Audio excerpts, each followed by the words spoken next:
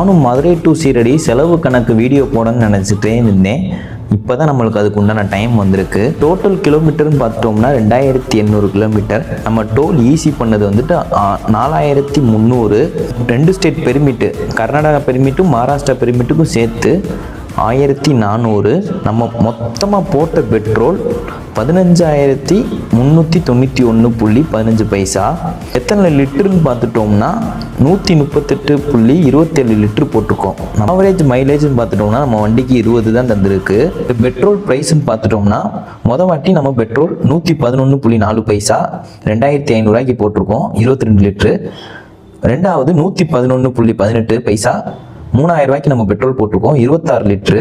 மூணாவது 112.30 3491 31 லிட்டர் போட்டிருக்கோம். நாலாவது போட்டது 110.93 3848 34 லிட்டர் போட்டு நம்ம 5வது தடவை டேங்க் ஃபுல் பண்ணது மதுரையில் வந்துட்டு டேங்க் ஃபுல் பண்ணோம் 108.5 2550.22 23 லிட்டர் பிடிச்சிச்சு.